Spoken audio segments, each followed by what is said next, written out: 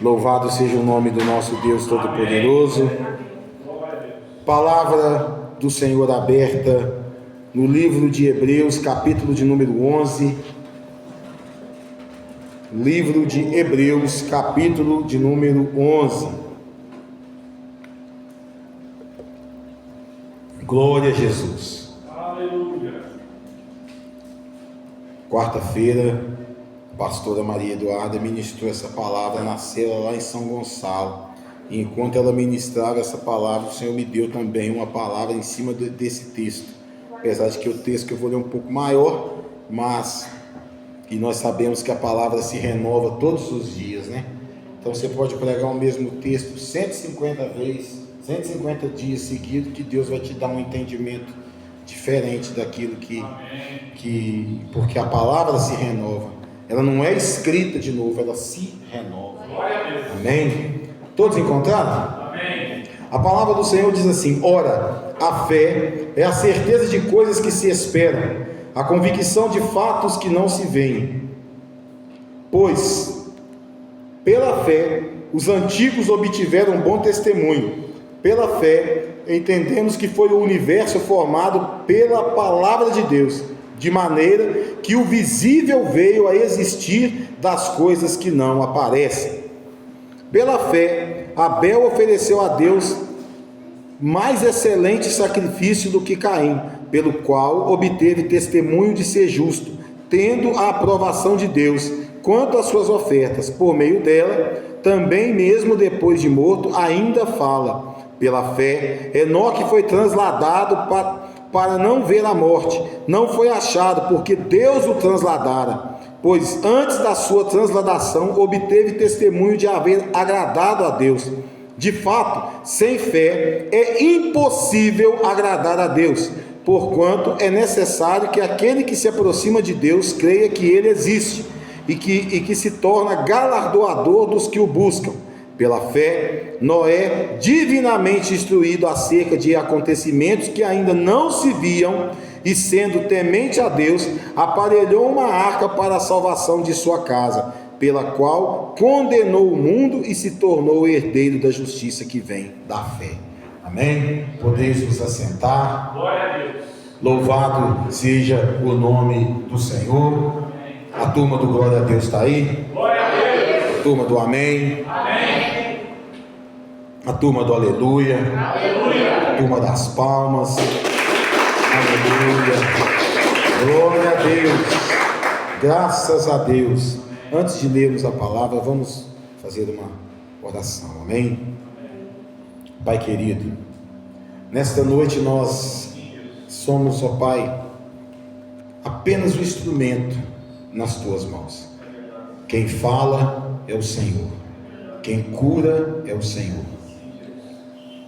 Quem liberta é o Senhor. Quem traz, ó Pai, as boas novas do Evangelho é o Senhor.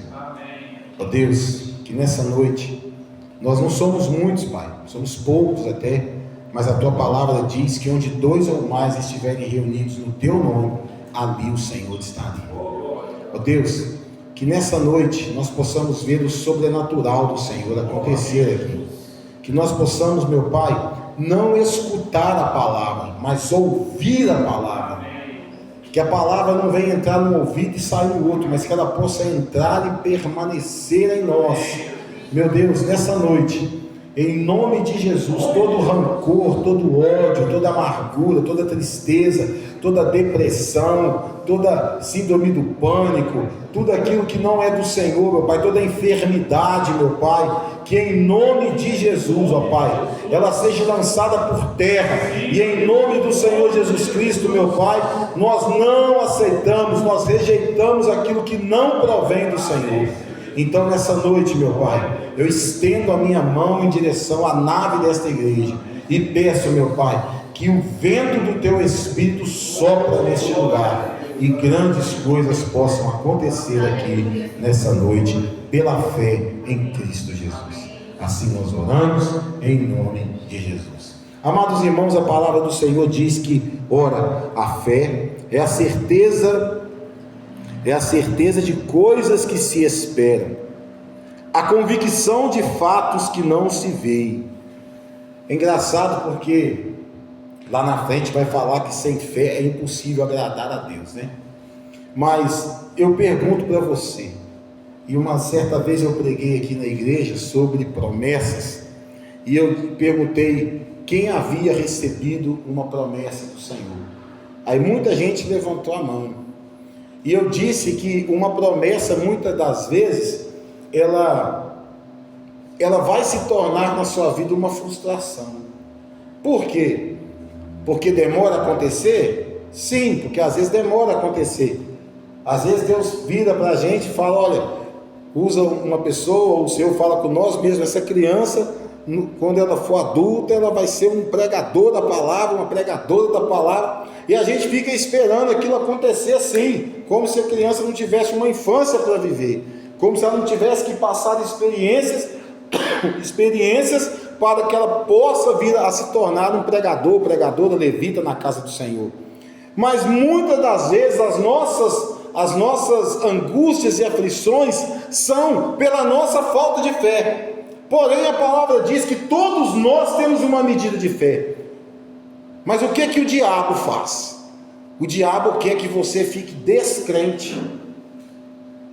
O diabo quer fazer com que você acredite que tudo aquilo que Deus prometeu para você não vai acontecer. Se Deus falou que vai te levar lá em Israel, vamos dar um exemplo aqui, no tempo dele Ele vai te levar lá.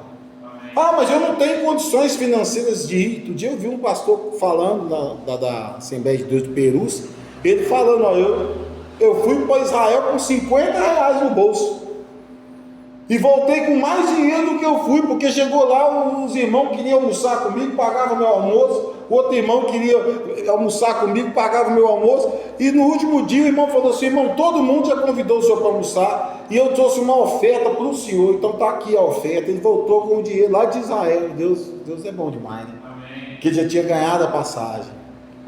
Então, uma passagem para Israel não é barata, a última vez que eu olhei era R$6.000. Então, eu quero dizer que aquilo que Deus tem de promessa para a sua vida, vai se cumprir mediante a sua fé. Quando você impõe as mãos sobre a cabeça de alguém, para fazer uma oração para aquela pessoa, a primeira pessoa que tem que ter fé é você, né? Não adianta nada você pôr a mão na cabeça da pessoa, a pessoa está ali acreditando, mas você mesmo não está. Ela vai ser curada pela fé dela, mas você vai ficar assim depois, nossa, eu orei lá, o irmão foi curado, glória a Deus, e tal, o irmão foi curado, glória a Deus.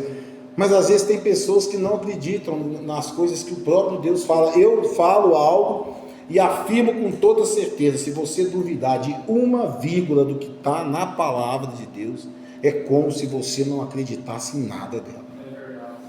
É como se você não acreditasse em nada dela. Ou você acredita de A a Z que o mundo foi criado pela palavra do Senhor, o Senhor falou, haja luz e houve luz, no princípio criou Deus céus e terra e tal, e a terra era sem forma e vazia e tal, que a mula de Balaão falou. Se você não acreditar nisso, meu irmão, você está no lugar errado, você está perdendo tempo.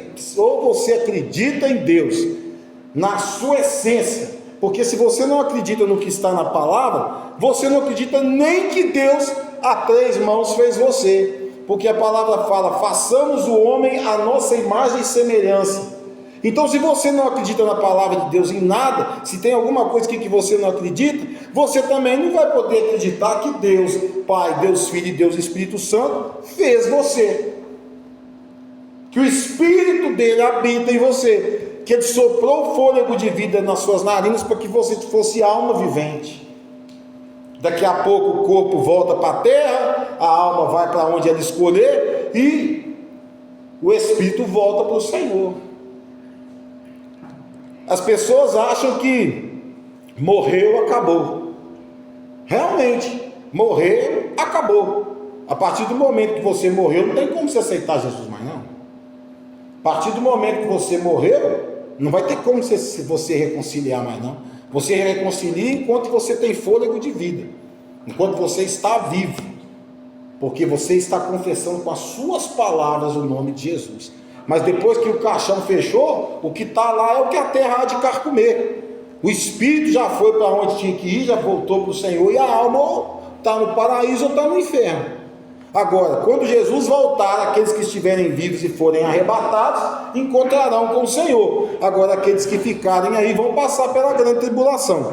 Amados, o Espírito Santo, ele é tão sensível e tão amoroso, que quantos livramentos nós já tivemos, quantas coisas o Espírito Santo, ele nos deu direcionamento para irmos por um caminho, e nós fomos por aquele caminho, e depois ficamos sabendo que aquele outro caminho teve um acidente, teve morte, teve isso, teve aquilo. Quantas vezes? Mas o Espírito Santo, a palavra fala que nós podemos entristecê-lo. Como? Pecando, vivendo em pecado, colocando a nossa salvação em xeque. Por quê? Porque quem nos testifica do pecado, quem mostra para nós que nós estamos errados, é o Espírito Santo.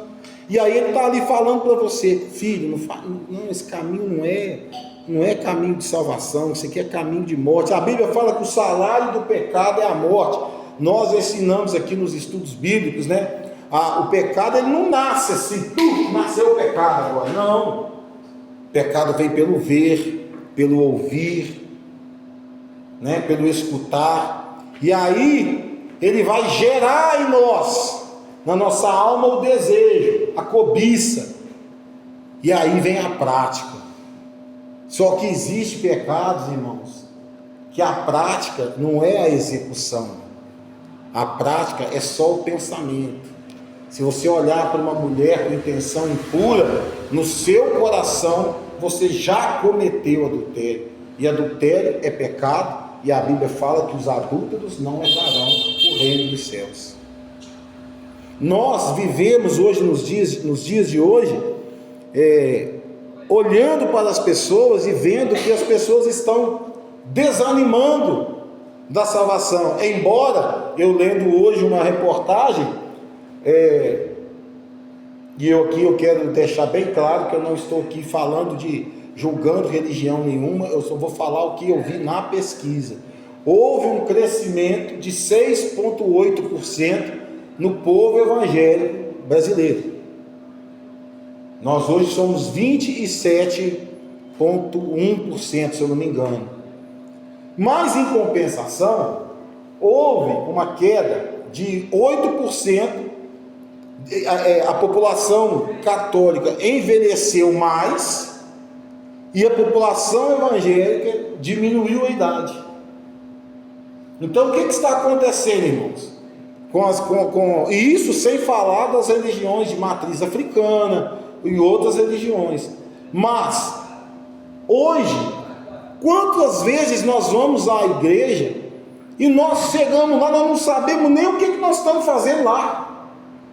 A gente vai lá, senta, ouve a palavra, levanta, vai embora. E aí a pessoa pergunta para você assim: de que igreja, de que religião que você é? Sou evangélico. Evangélico é aquele que segue a palavra de Deus, segue a Bíblia, segue os evangelhos de Cristo. Cristão é aquele que vive como Cristo viveu. Falar que é evangélico é muito fácil. Teve uma época aí que era moda falar: não, sou evangélico, eu sou evangélico. Atrizes, atores falam: não, eu sou evangélico. Fazendo filmes pornográficos, dando mau testemunho, com tudo quanto é tipo de coisa, e falava: não, eu sou evangélico. A mesma coisa, os nossos irmãos, e eu falo nossos irmãos porque são nossos irmãos também.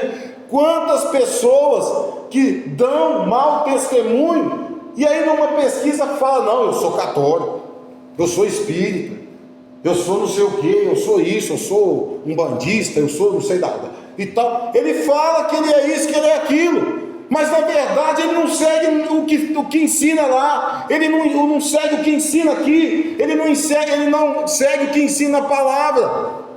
Ele fala que ele é crente, que ele é católico, que ele é isso, que ele é aquilo, mas o amor não está nele, porque ele não ama o seu irmão. Ele não faz nada para ajudar o seu irmão no momento de aflição, de dificuldade. A palavra do Senhor fala: eu estive doente e me visitaste, eu estava nu e me vestiste, tive fome e me deste de comer, tive sede e me deste de beber. Quantas vezes nós não temos feito isso? Quantas vezes nós não temos reconhecido Jesus bater à nossa porta? E aí eu me pergunto: que cristão eu sou? Cadê a minha fé na palavra? Porque a palavra do Senhor está falando aqui, ó.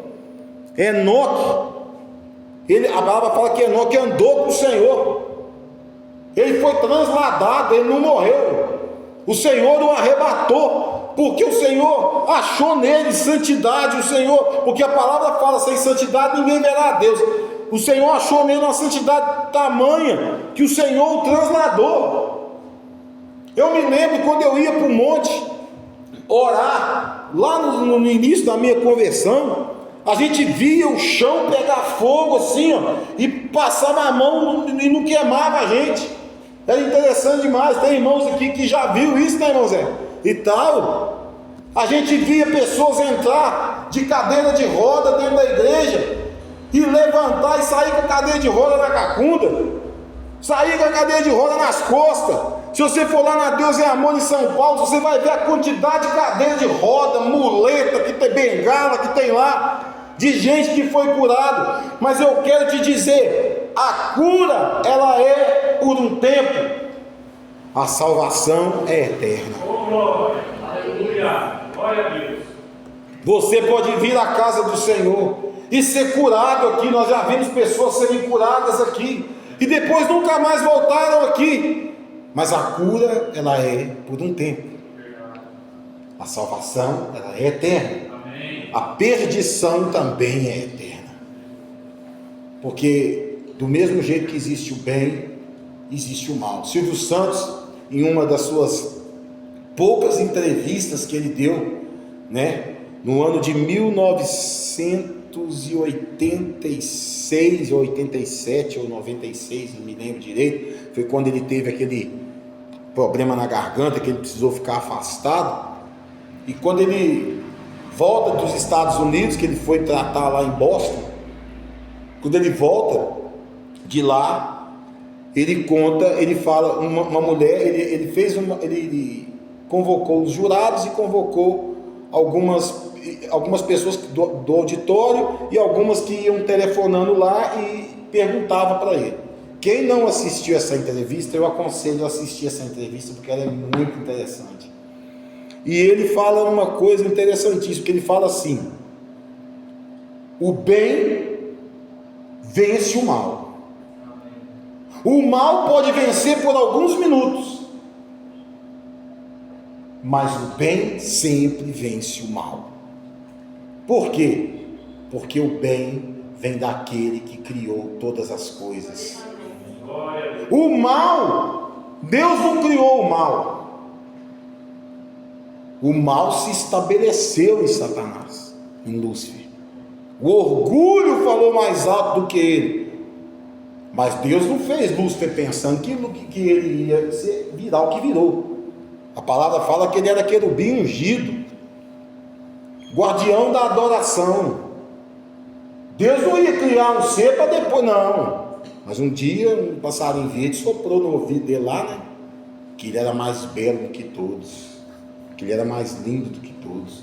Porque se você for para Ezequiel 28, você vai ver que não tem como você desenhar a figura de Lúcifer.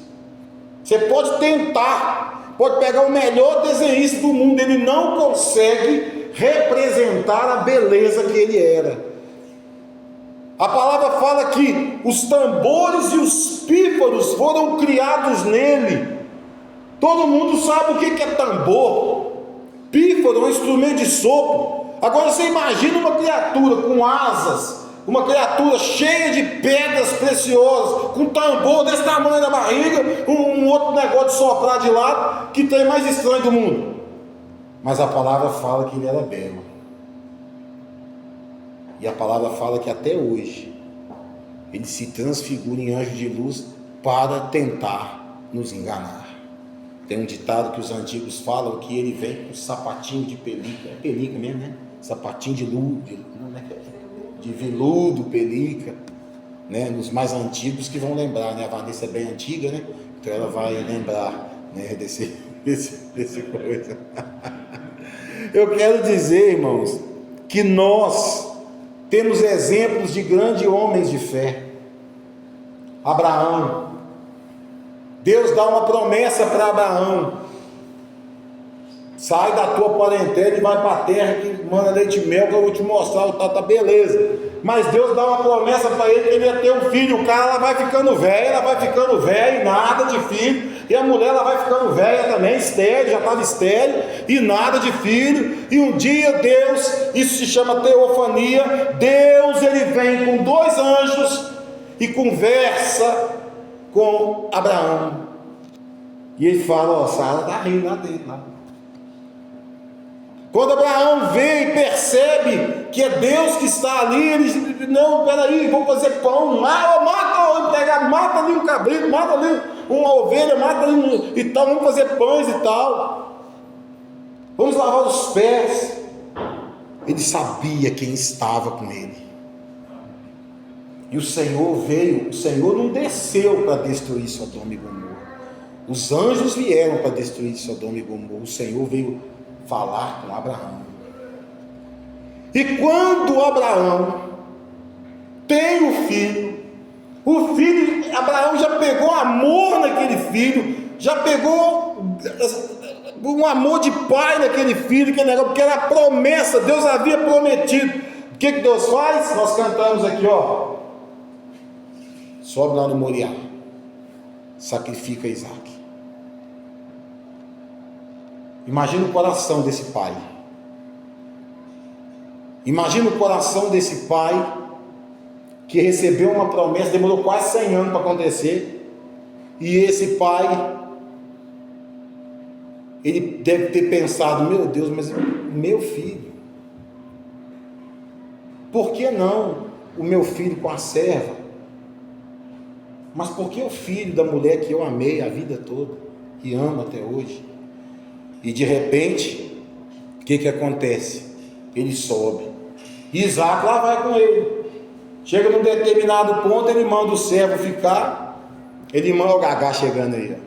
Ele manda o servo ficar. O servo fica e vai Isaac, imagina no coração dele, Isaac perguntando: pai, nós temos a lenha, nós temos o altar, nós temos o cutelo, mas cadê o sacrifício? E ele responde: Deus proverá. Amém. Glória a Deus. E quando Isaac deita naquele altar, já amarrado, imolado ali, pronto para ser imolado, que ele levanta o cutelo para matar o filho, Deus fala: parou, eu sei que tu me darias até o teu filho. E aí eles olham para o lado e vê uma ovelha enrolada pelo chifre nos espinhos lá, pega e sacrifica aquela ovelha.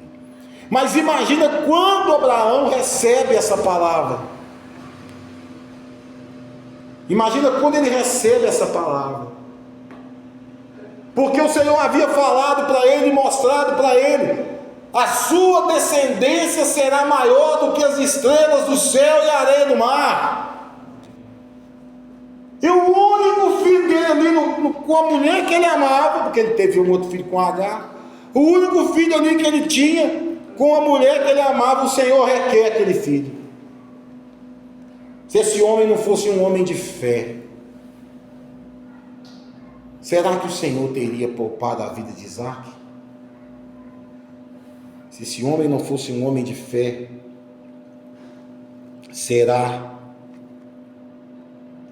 que todas as famílias da terra seriam benditas pela promessa de Abraão?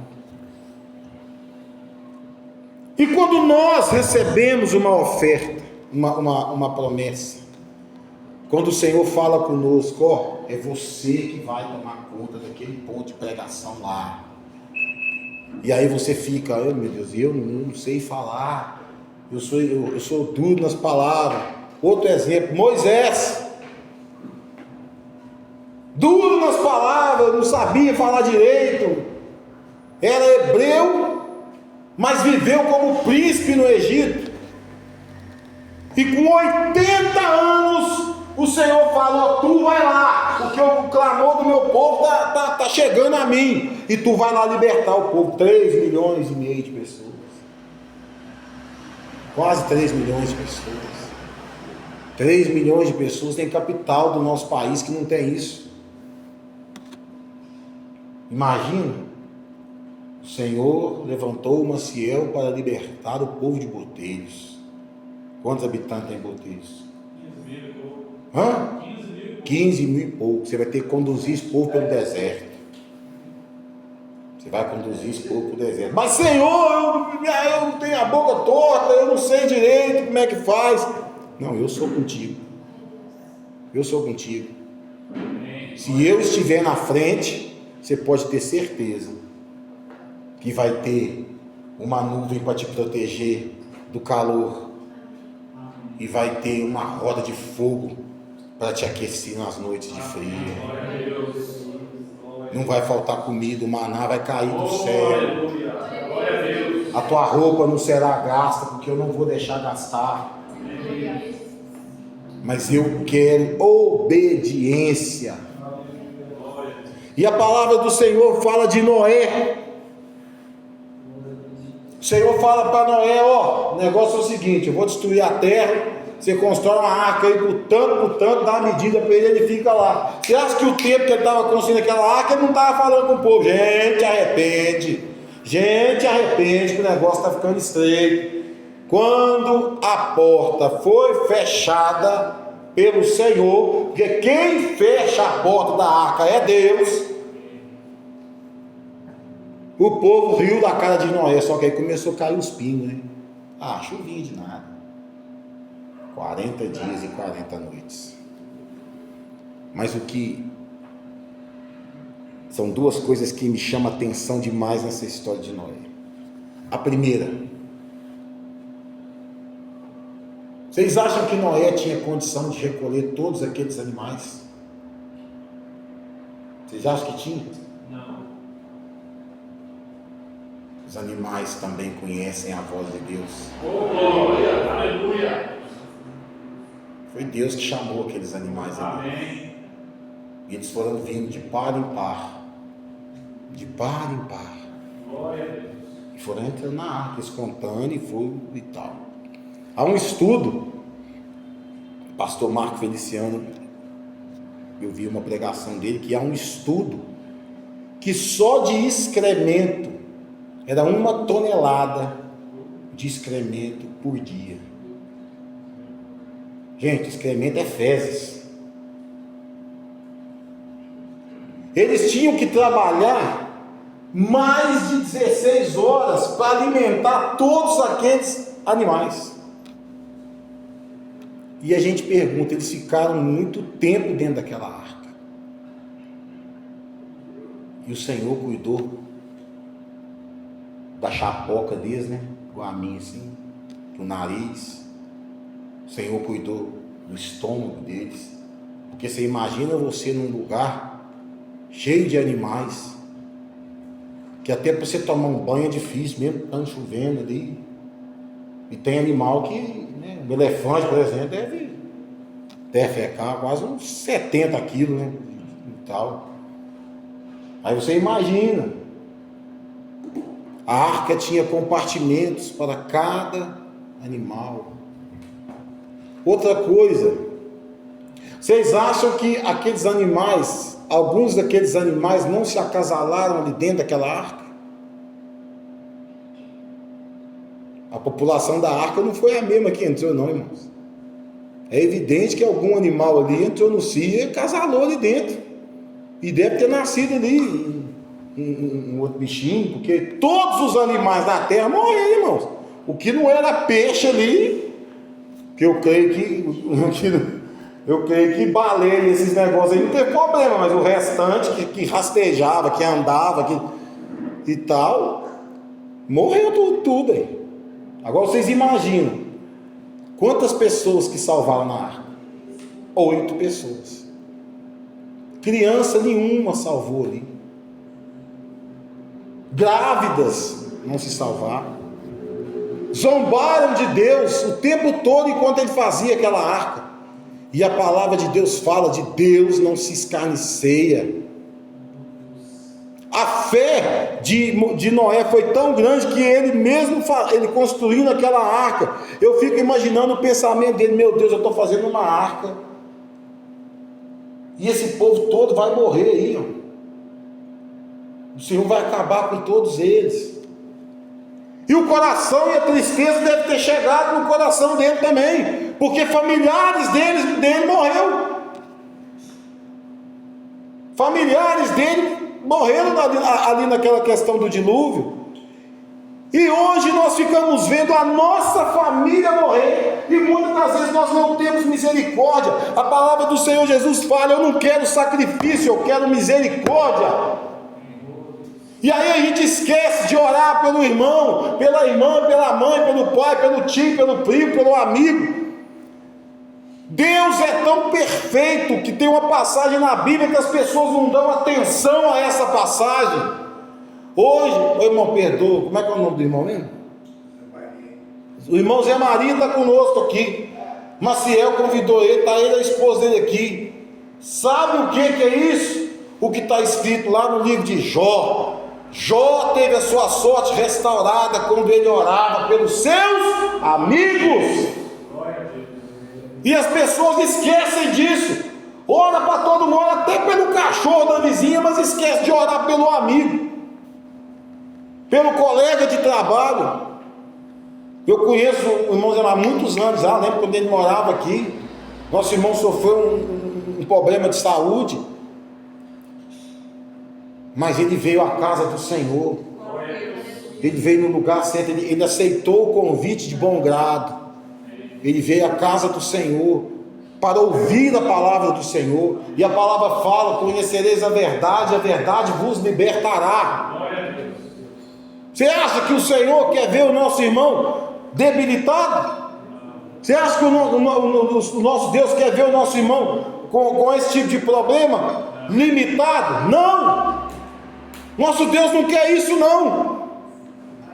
Hoje é a terceira sexta-feira de cura, libertação e salvação. E o nosso irmão veio aqui, e eu creio que ele não vai sair daqui do mesmo jeito que ele entrou. Eu sei que Deus já está trabalhando no coração dele, já está trabalhando no espírito dele, já está trabalhando na mente dele, e na próxima vez que ele voltar aqui, que ele vier aqui, ele terá testemunho para contar em nome de Jesus. O nosso Deus, ele é soberano sobre todas as coisas. Não há Deus maior do que o nosso. Mas eu preciso entender que a fé é a certeza de coisas que se esperam, a convicção de fatos que não se veem. Quem participa dessa igreja já viu eu falar várias vezes: você precisa chamar à existência aquilo que você ainda não viveu. O Senhor no começo do ano nos deu, no final do ano passado nos deu essa palavra: 2025, ano de vivermos as promessas de Deus para as nossas vidas. Dentro daquela barriga ali tem uma promessa. Louvado seja Deus.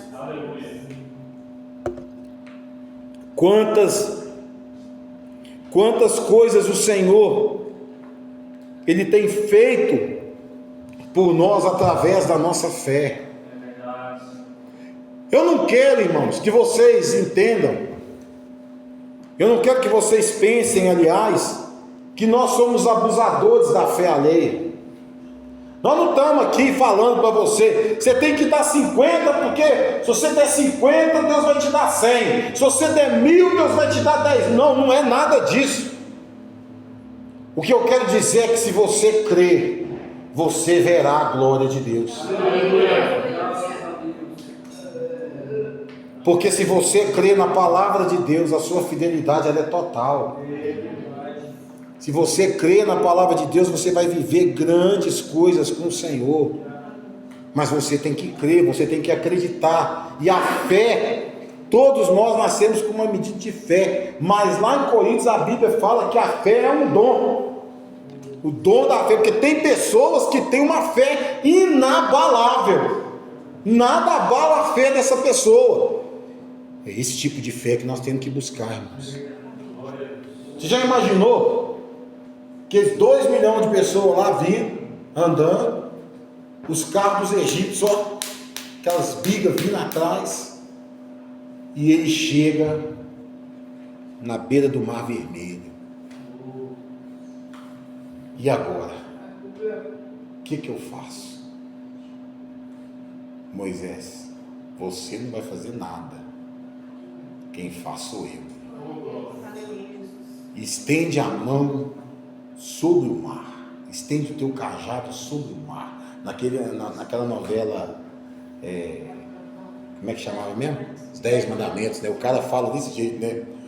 Moisés, estenda a sua mão sobre o mar. Ele fala desse jeito com vozeirão, né? E tal. E tem gente que acha que o mar fez assim de uma vezada só. Eu vi um estudo certa vez que fala que quando Moisés faz isso, o mar ele foi se separando durante a noite toda, e ao amanhecer eles passaram a pé seco. Agora você imagina o que não teve que acontecer no universo, o que não teve que acontecer, ou melhor, na terra, para que o mar se separasse em 2 colunas e eles passassem a pé seco.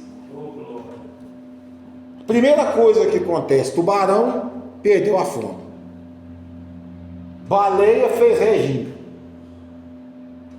porque, né, você já imaginou você passando no meio do mar? O lugar mais profundo da terra chama Fossa das Marianas, tem quase 12 mil metros de profundidade. O ser humano ele consegue só sem aparelho de como é que chama que ele tem? De oxigênio, ia 200, 250 metros. Tem alguém que já foi a quase 500, mas ficou um pouco segundo e subiu de novo. Com a aparelhagem você vai, mas por que você não consegue? Pressão. A pressão é muito grande. Agora você imagina de um lado uma parede de água, um aquário gigantesco, você vê os peixinhos lá andando assim, então você é maravilhado, e você passando a pé seco. Isso é fé. Quando a palavra do Senhor fala que sem fé é impossível agradar a Deus. Por quê?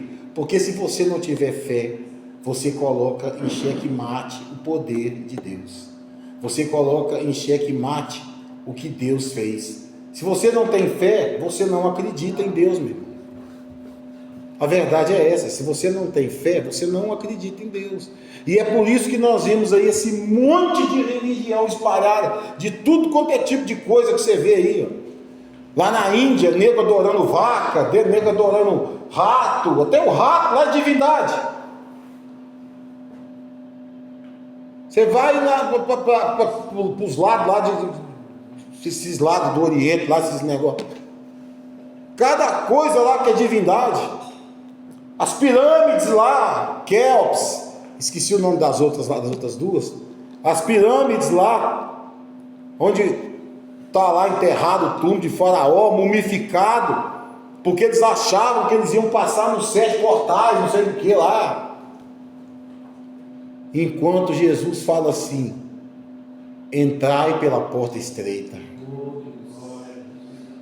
Estreito é o caminho, apertado é o caminho. Mas depois que você passa pela porta estreita, a palavra diz: eu sou o caminho, a verdade e a vida. E ninguém vem ao Pai se não for por mim. Então não existe subterfúgio, não existe esse ou aquele, não existe situações. Eu até conversava com a minha esposa hoje, eu não vou citar aqui por questão de ética, mas a gente conversava um assunto hoje sobre aquele negócio de dar aquilo lá e tal. A gente ficava, meu Deus, mas como? Umas coisas meio estranhas que a gente vê. Eu não estou dizendo, meus irmãos, que somos uma igreja perfeita. Nós não somos, nós temos falhas também, porque nós somos falhos, e a Bíblia diz que nós vamos atingir a estatura que nós temos que buscar atingir a estatura de varão perfeito. Ela não fala que eu vou ser perfeito aqui, que eu tenho que buscar a estatura de varão perfeito. E quando isso vai acontecer? Quando o meu corpo, Jesus voltar, e o meu corpo for revestido de incorruptibilidade, ou seja, o pecado não chega mais em mim. Aí o que vai acontecer? Terei condições de participar das bodas do Cordeiro. Decanta labaná, ribaná. É assim que a gente entra lá no céu. Ah, o fulano fuma, o fulano bebe, o fulano prostitui, o fulano... Meu irmão, você pode fazer tudo isso, você só não vai entrar no céu, porque no céu não entra sujeira. A sujeira é limpa aqui. A sujeira é limpa aqui. Pastor, mas como? Após como que a sujeira é limpa aqui, se esse mundo jaz no maligno, na corrupção? Sim, mas o Senhor me deu duas estratégias. A primeira: sujeitai-vos a Deus, resistir ao diabo, e ele fugirá de vós. Primeira estratégia. A segunda, e que é maravilhosa demais: quando Jesus voltar, nós vestiremos vestiduras brancas mais altas do que a neve. Nem esse aqui, vai entrar dentro do céu. Para mim entrar lá, tem uma vestidura especial. E a palavra do Senhor fala que aquele que está de pé, cuide-se para que não caia. E a palavra fala que nós receberemos galardão. A palavra diz que nós devemos tomar cuidado para que ninguém roube a nossa coroa. Tem gente que acha que a coroa é de latão. Não é não, meu irmão. Não tem nem como falar que material que é, porque os olhos humanos nunca viram. A palavra de Deus fala assim, que João estava na ilha de Patmos, e o Senhor mostrou para ele o que iria acontecer no futuro em Apocalipse. Só que o Senhor também mostrou para Daniel lá atrás. Se você pegar o livro de Apocalipse e estudar o livro de Daniel e o livro de Apocalipse, você vai ver que tem muita coisa ali que é a mesma coisa. Concorda? Quem está entendendo? Diga amém. Amém. Que é a mesma coisa, uma confirmação. Mas Paulo fala algo, e tem gente que, sei lá, parece que nunca leu isso na Bíblia. Existiu um homem, se no corpo ou fora dele, foi até o terceiro céu, e lá viu coisas inefáveis, que não me é lícito falar. O que ele viu lá, ele não tinha. Paulo, ele era estudado, Paulo era mestre, Paulo, ele era cidadão judeu e cidadão romano. Quando foram prender Paulo lá, foram pegar Paulo virou para a pessoa: você não pode prender não, eu sou cidadão romano. Porque o cidadão romano só podia ser preso se ele se levantasse contra Roma. O evangelho, o cristianismo que nós conhecemos hoje, ele não chamava cristianismo. Essa religião que nós temos hoje, o que nós seguimos hoje, lá no início chamava o caminho, não chamava cristianismo. Eu esqueci agora. Gamaliel falou assim: olha só, vocês estão discutindo aí, porque isso, por causa daquilo, isso, aquilo, não sei o que. Gamaliel, que foi aquele que ensinou Paulo tudo que ele sabia das leis judaicas, o farisaísmo de Paulo, né? E tal. O que ele fez? Ele falou assim: olha, irmãos, Se essa religião não vier do Senhor, se não for do Senhor, daqui a pouco isso vai acabar, porque teve um fulano aí que saiu falando que era isso, que era aquilo, e mataram ele, todos que estavam com ele se dispersaram. Mas com Jesus não foi assim. Mataram Jesus. No terceiro dia Jesus estava vivo, ressuscitado, e a igreja nunca parou de crescer, mesmo em meio à perseguição. O livro de Atos dos Apóstolos é um livro que não tem fim, né? Porque ele continua, ele conta o nascimento da igreja, como que a igreja nasceu, como que eles fizeram, como que aconteceu. Paulo respirava morte contra os cristãos. E aí eu quero parafrasear algo. Eu quero parafrasear aqui algo que eu ouvi. No Velho Testamento, o Senhor se manifesta grandemente lá no Velho Testamento, através dos profetas, de milagres assim, extraordinários, as pragas do Egito, tudo aquilo lá. No Novo Testamento, nos Evangelhos, Jesus se manifesta. Mas a palavra vai dizer o quê?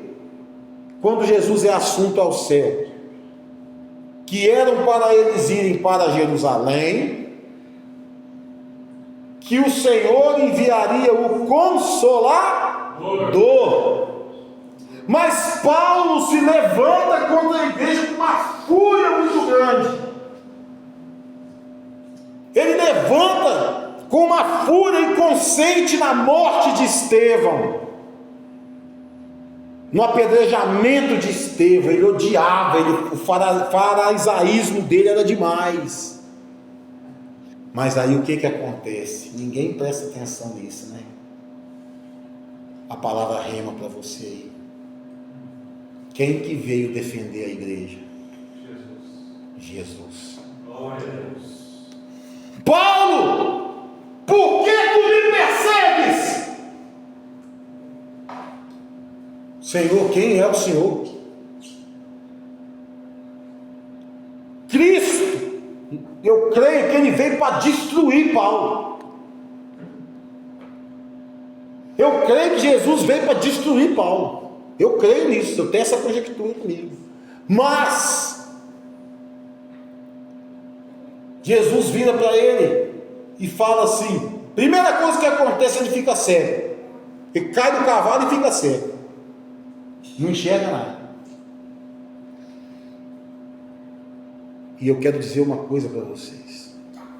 Na teologia a gente estuda que Paulo ele não era muito bem afeiçoado de coisa, tipo, parece que ele era meio zarolho, cabeção, parece que ele era meio esquisito, meio feio, mas ele era dotado de uma inteligência fora do comum.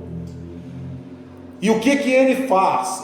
Certa vez ele prega para um rei, o rei fala: para, porque se você não parar eu vou converter essa religião. Tamanha era a inteligência de Paulo. E os outros apóstolos? O que eles eram? Um cobrador de imposto, uns lá pescador, o outro bichinho não sei o que e tal. Cada um tinha uma profissão, mas sem tanta instrução. Paulo é orientado a ir para Damasco. Ele estava indo para Damasco, ele tem que ir à rua direita lá.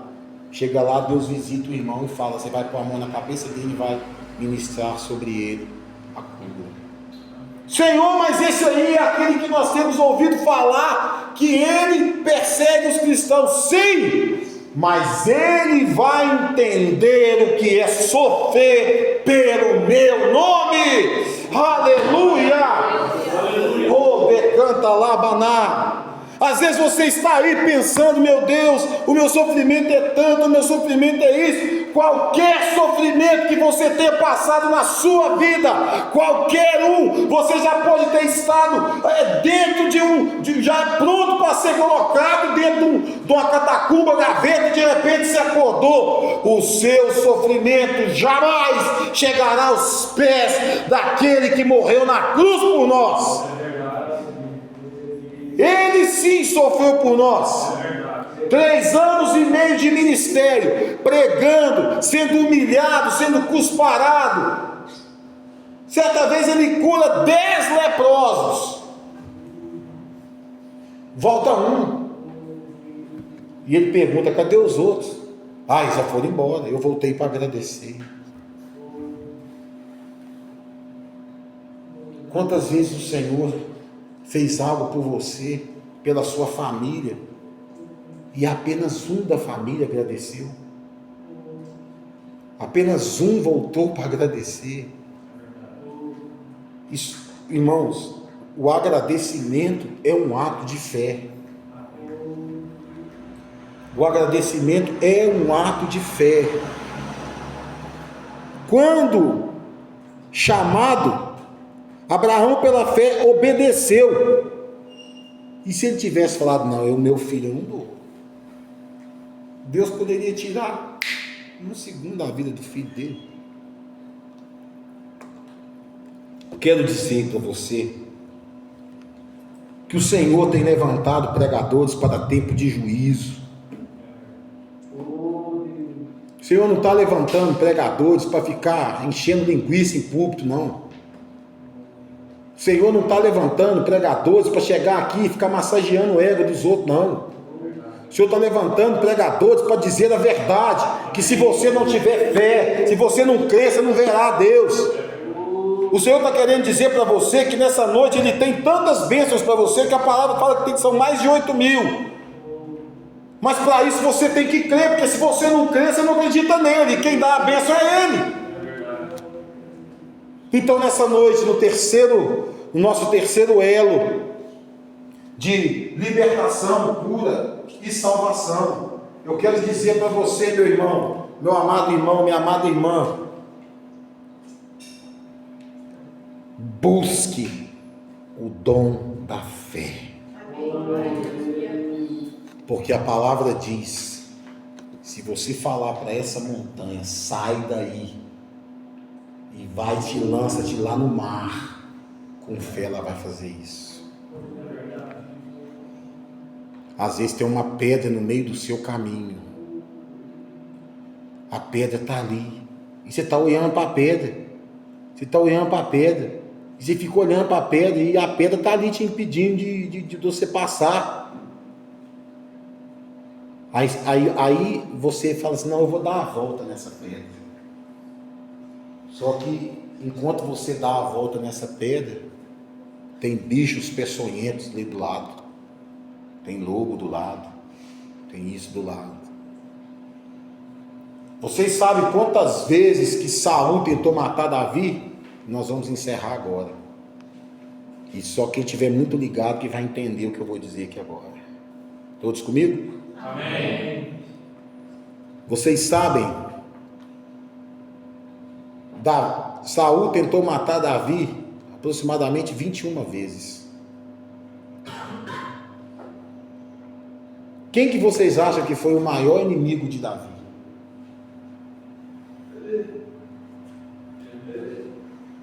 Não. A Bíblia fala que Davi disse: eu matei urso, eu matei leão, eu matei o filho, o Senhor vai me dar a cabeça desse filisteu aí, que era Golias. Mas nenhum desses 3 foi o maior inimigo de Davi. Sabe quem foi o maior inimigo de Davi? O lobo. Sabe por quê? Saul era da tribo de Benjamim, e o estandarte da tribo de Benjamim era um lobo. O que o lobo faz quando ele pega uma presa? Ele despedaça e devora. E Benjamim, quando foi abençoado por Jacó, Jacó fala: tu receberás a unção do lobo, tu despedaçarás a carne, tu farás isso, aquilo outro. Só. Ah, Jesus, aleluia. Decanta labaná, ribaná, decanta labaná. Só que Davi era da tribo de Judá. E quem era o estandarte da tribo de Judá? O leão. O leão da tribo de Judá. Quando o lobo vinha, quem entrava na frente para defender Davi era o leão da tribo de Judá. Quando o lobo tentar nos pegar, quando os inimigos tentarem nos destruir, quando os inimigos tentarem chegar perto de nós, a própria palavra diz: eis que o diabo anda ao vosso derredor, mas ao redor de vocês está o leão da tribo de Judá. Ripalabanai, decanta labanai. Oh, ele canta labanai, decanta labanai. Ribanai, decanta labanai. Jacob se decai. Aleluia. Está na hora de confiarmos que é o leão da tribo de Judá, que é o nosso protetor. O diabo pode andar ao nosso derredor, mas o nosso redor é protegido por ele, o leão da tribo de Judá, que se chama Yeshua HaMashiach, que se chama Jesus Cristo de Nazaré. Aleluia. Oh, decanta labaná, ribaná. Fé, a certeza de coisas que se esperam, a convicção de fatos que se não veem. Nessa noite, você vai chamar a existência aquilo que você ainda não viveu. Você vai chamar a existência aquilo que você ainda não viveu. Se é saúde que você precisa, chama a saúde na tua vida. Se é uma libertação que você precisa de vício, chama isso na tua vida. Se é cura na alma que você precisa, chama isso para a tua vida. Se é fechada uma porta que o diabo abriu na tua vida, e essa porta está te prejudicando, está te matando por dentro, chama a libertação, e o leão da tribo de Judá, ele rugirá a seu favor. Aleluia. Oh, decanta labanai, riba labanai. Deus de mistério e poder, Santo de Israel, nós não adoramos a um Deus morto, nós não adoramos a um Jesus que ainda continua preso numa cruz. Ele ressuscitou. Aleluia. Louvado seja Deus, e o Espírito Santo está aqui. Oh, glória. Ele está aqui. Oh, decanta labaná, ribaná. Oh, decanta labaná, Senhor, derrace nesta noite, Pai, que cada um aqui sinta, meu Deus, a tua presença. Oh Deus, o Senhor é aquele que endireita, o Senhor é aquele que põe no lugar, conserta, restaura, faz novo. O Senhor é aquele que pode todas as coisas, porque em Lucas 1,37 a palavra diz que não há impossíveis para Deus em suas promessas. Oh, decanta labaná. Fique de pé, igreja. Aqueles que puderem, óbvio. Aleluia. Oh, glória a Deus. Aleluia. A palavra do Senhor diz que havia um homem que estava 38 anos, me parece, deitado numa maca, esperando alguém levar ele até o tanque de Betesda. E a palavra fala que Jesus foi lá. Quer ser curado? Quero. Levanta aí, seja feita a tua vontade. E aquele homem foi curado. A palavra do Senhor, ela não mente. Porque se ela mentisse, eu não estaria aqui pregando. Eu estaria em outra religião, eu estaria fazendo outra coisa, ou estaria no mundão bebendo, enchendo a cara, fumando maconha, tal, por aí. Eu não conheci Jesus no mundo. Eu conheci Jesus na igreja. Quem nasceu num lar evangélico, igual, já tem nome? Igual o Chuchu, que vai nascer daqui uns dias. Chuchuzinho. Ele vai nascer num lar cristão. Então ele vai conhecer Jesus na igreja. Eu não tive esse privilégio. Mas eu tive o privilégio de ouvir um dia um pastor fazer um apelo e perguntar quem quer aceitar Jesus Cristo, e eu levantei a minha mão. Há 36, 37 anos atrás. Foram fáceis esses anos? Não. Tive anos de afastamento, mais de 15. E é talvez o meu maior arrependimento, ter me afastado dos caminhos do Senhor. Hoje, eu não presto nem para desviar mais. O mundo lá fora não me cabe. Às vezes estou deitado na minha cama e escorre uma lágrima dos meus olhos, saudade do céu. Como é que o senhor está falando heresia aí, ué? Como assim saudade do céu? Tá, e o Espírito que habita em mim vem de onde? Saudade do céu. Saudade de casa. Eu vi uma pessoa falar: eu tenho pedido tanto a volta de Jesus, mas ao mesmo tempo eu falo: Jesus, espera só um pouquinho, porque tem tanto familiar meu que está perdido aí ainda. Espera só mais um minutinho, dá só mais um minuto, porque um minuto de Deus não é um minuto nosso. O minuto de Deus não é o nosso, porque a palavra fala que para Deus um minuto é como um dia, é como 1000 anos, e 1000 anos é como um dia. Então uma hora para Deus pode significar 10 anos para nós. Quando o rei Ezequias estava doente, o que a palavra fala? Ele recebeu a palavra que: prepara a tua casa, porque certamente morrerás. Põe em ordem tua casa, porque certamente morrerás. E o profeta pegou e saiu. A palavra fala que ele virou para o canto da parede, orou. Deus falou com o profeta: volta lá. Fala para ele que eu vou acrescentar 15 anos de vida na vida dele. E Deus fez algo inacreditável aos olhos humanos, não para nós que somos crentes. Deus fez o sol retroceder graus. Quem já leu essa passagem na Bíblia já deve ter. Você já leu assim?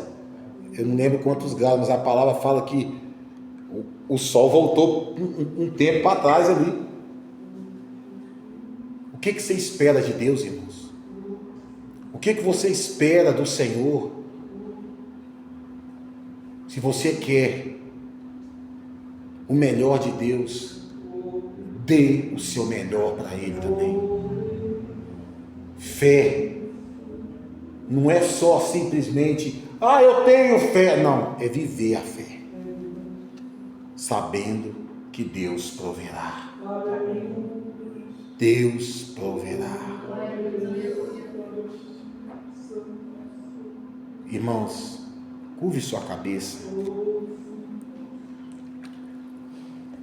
Eu costumo dizer que nós não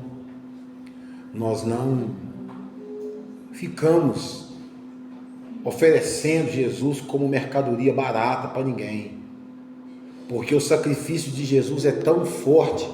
Eu me emociono muito quando eu leio aquela passagem que Jesus estava no Getsêmani e chega aquele povo com porrete, um pedaço de pau, com corrente, e ali já começa a bater em Jesus. Aquilo dói em mim,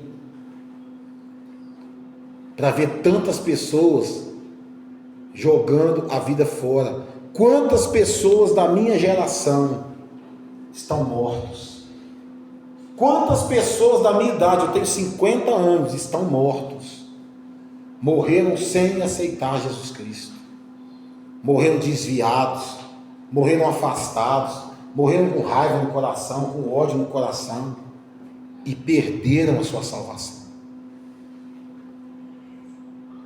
Nessa noite você tem uma oportunidade única, porque você pode sair daqui e Jesus voltar sobre você. Você tem uma oportunidade única de se reconciliar com Jesus, de aceitar Jesus Cristo como o único Salvador de sua vida. E eu peço à igreja que fique em espírito de oração, porque esse é um momento de batalha espiritual. É o momento que o diabo também sopra no ouvido da pessoa: esse cara é doido, para de ouvir isso, a sua vida está bem do jeito que você está, para com isso. Então eu pergunto, mesmo sendo poucas pessoas aqui hoje, tem alguém que gostaria de reconciliar com o Senhor Jesus? Que gostaria de voltar para os caminhos, consertar a sua vida diante de Deus? Eu não estou chamando você para ser membro da fonte de água viva, eu estou te oferecendo a oportunidade de pegar na mão de Jesus e Ele pegar na mão de Deus e você está ligado de novo na videira. É essa a oportunidade que a gente está te dando aqui, que o Espírito Santo está te dando. Tem alguém? Se tiver, levanta a sua mão. Se não tiver, irmãos, glória a Deus. Nós sabemos que a palavra do Senhor foi pregada. E nós sabemos que ela não volta vazia. Nós sabemos que a palavra do Senhor, ela não volta vazia. E talvez nessa madrugada ainda, tu terás um encontro com o Senhor. Talvez nessa noite ainda, o Senhor vai se manifestar a você de uma forma diferente. Glorificado e exaltado é o nome do Senhor. Eu quero agradecer muito a Deus, porque quarta-feira, quando nós estávamos lá em São Gonçalo, Deus usou a pastora Maria Eduarda grandemente na palavra. E foi no meio da palavra dela que o Senhor me deu essa palavra. E eu louvo a Deus por isso, por sermos um só Espírito. Aleluia. Louvado seja o nome do Senhor Jesus Cristo.